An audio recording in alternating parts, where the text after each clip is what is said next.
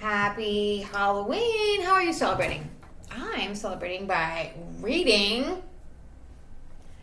I've been reading Edgar Allan Poe poems on this channel. If you go to the booktube playlist, all the way down the bottom is all the Edgar Allan Poe stuff I've been randomly reading.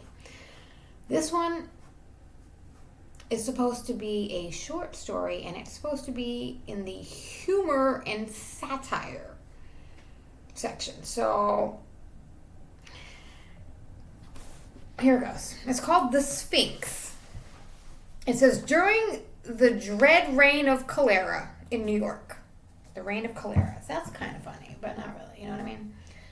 I had accepted the invitation of a relative to spend a fortnight with him in the retirement of his cottage orney on the banks of the Hudson. We had here around us all the ordinary means of summer amusement, and what with rambling in the woods, sketching, boating, fishing, bathing, music, books, we should have passed the time pleasantly enough. But for the fearful intelligence which reached us every morning from the populous city, not a day elapsed which we did not bring us the news of the decease of some acquaintance. Then, as the fatality increased, we learned to expect daily the loss of a friend. At length we trembled at the approach of every messenger. The very air from the south seemed to us redolent with death. That palsying thought indeed took entire possession of my soul. I could neither speak, think, nor dream of anything else. My host was of a less excitable temperament, and although greatly depressed in spirits, exerted himself to sustain my own. His richly philosophical intellect was not at any time affected by unrealities. To the substances of terror he was sufficiently alive, but of its shadows he had no apprehension. His endeavors to arouse me from the condition of abnormal gloom into which I had fallen were frustrated, in great measure, by certain volumes which I had found in his library. These were of a character to force into germination whatever seeds of hereditary superstition lay latent in my bosom. I had been reading these books without his knowledge, and thus he was often at a loss to account for the forcible impressions which had been made upon my fancy. A favorite topic with me was the popular belief in omens, a belief which, at this one epoch of my life, I almost seriously disposed to defend. On this subject we had a long and animated discussion, he maintaining the utter groundlessness of faith in such matters, I contending that a popular sentiment arising with an absolute spontaneity, that is to say, without apparent traces of suggestion, had in itself the unmistakable elements of truth and was entitled to much respect. The fact is that soon after my arrival at the cottage, there had occurred to myself an incident so entirely inexplicable, and which had in it so much of the portentous character, that I might as well have been excused for regarding it as an omen. It appalled, and at the same time so confounded and bewildered me, that many days elapsed before I could make up my mind to communicate the circumstances to my friend. Near the close of an exceedingly warm day, I was sitting, book in hand, at the open window, commanding, through a long vista on the river banks, a view of distant hill, the face of which nearest my position had been denuded by what is termed a landslide of the principal portion of its trees. My thoughts had been long wandering about the volume before me to the gloom and desolation of the neighboring city.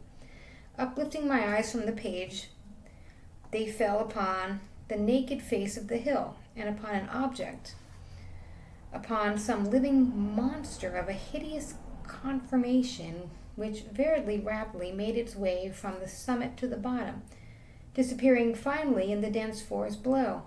As this creature first came in sight, I doubted my own sanity, or at least the evidence of my own eyes, and many minutes passed before I succeeded in convincing myself that I was neither mad nor in a dream.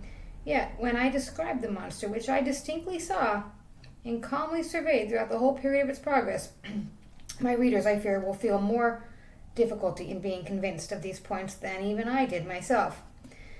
Estimating the size of the creature, by comparison, was the diameter of large trees near which it passed, a few giants of the forest which had escaped the fury of the landslide. I concluded it to be far larger than any ship of the line in existence. I say ship of the line because the shape of the monster suggested the idea. The whole of one of its 74s might convey a very intolerable conception of a general outline. The mouth of the animal was situated at the extremity of proboscis, some 60 or 70 feet in length, and about as thick as the body of an ordinary elephant.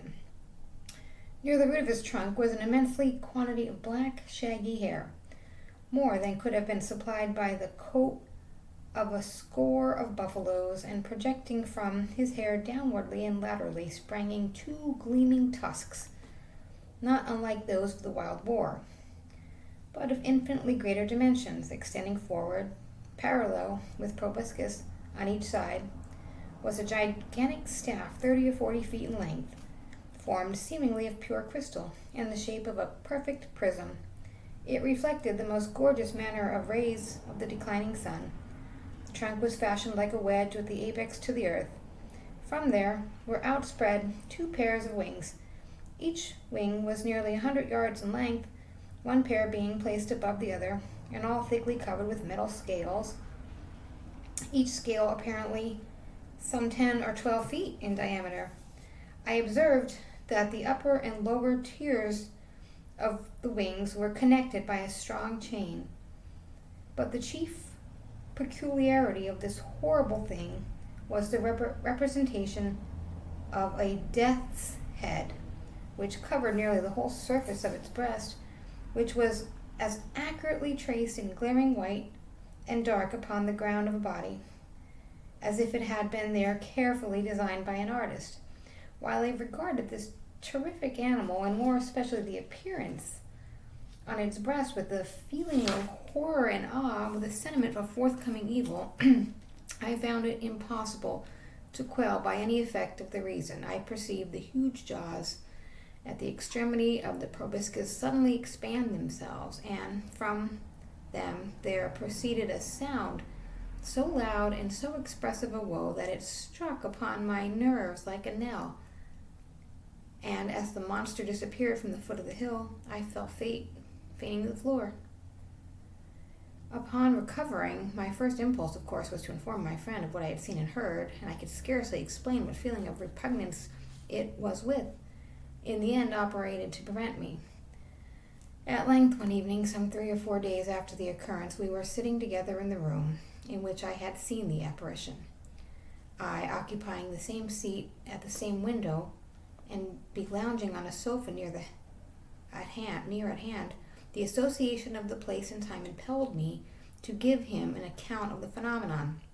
He heard me out to the end, at first laughed heartily, and then lapsed into an excessively grave demeanor, as if my insanity was a thing beyond his suspicion. At this instant I again had a distinct view of the monster, to which was a shout of absolute terror. I now directed his attention, and he looked eagerly, but maintained that he saw nothing, although I designated minutely the course of the creature as it made its way down the naked face of the hill. I was now immeasurably alarmed, for I considered the vision either as an omen of my death, or worse, as the forerunner of an attack of the mania. I threw myself passionately back in my chair, and for some moments buried my face in my hands. When I uncovered my eyes, the apparition was no longer visible. My host, however, had some degree resumed the calmness of his demeanor, and questioned me very rigorously in respect to the confirmation of the visionary creature. When I had fully satisfied him on his head, he sighed deeply. As if relieved of some intolerable burden, he went to talk with what I thought was cruel calmness of various points of speculative philosophy, which had heretofore formed the subject of discussions between us. I remember his insisting very especially, among other things, upon the idea that the principal source of error in all human investigations lay in the liability of the understanding to underrate and to overvalue the importance of an object through mere misadmeasurement of its propinquity. To estimate properly, for example, he said, the influence to be exercised on mankind at large by the thorough diffusion of democracy, the distance of the epoch at which such diffusion may possibly be accomplished should not fail to form an item in the estimate. Yet, can you tell me one writer of the subject of the government who has ever thought this particular branch of the subject worthy of discussion at all? Here he paused for a moment, stepped into the bookcase, and brought forth one of the ordinary synopsises of natural history, requesting me then to exchange seats with him that he might better distinguish the fine print of the volume. He took the armchair at the window and, opening the book, resumed his discourse very much in the same tone as before. But for your exceedingly minuteness, he said, in describing the monster, I might never have had it in my power to demonstrate to you what it was. In the first place, let me read to you a schoolboy account of the genus Sphinx, the family Crepuscularia, the order Lepidoptera, the class of Insecta, or insects. The account runs thus. It has 4 membranous wings covered with little colored scales of metallic appearance, forming a rolled proboscis produced by an elongation of the jaws upon the sides, which are found in the rudiments of mandibles and downy palpi. The inferior wings retained to the superior by a stiff hair antenna in the form of an elongated club, prismatic, abdomen pointed. A death's-headed sphinx has occasionally much terror among the vulgar, at times by the melancholic kind of cry which it utters, and the insignia of death which it wears upon its corslet. Here he closed the book and leaned forward in the chair, placing himself accurately in the position which I had occupied the moment of beholding the monster. Ah, here it is, he presently exclaimed. It is a reascending the face of the hill, and a very remarkable-looking creature I admit it to be. Still, it is by no means so large or so distant as you imagined it, for the fact is that it wriggles its way up the thread, which some spider has wrought along the window sash. I find it to be about 1/16 of an inch on its extreme length, and also about the 1/16 of an inch distance from the pupil of my eye.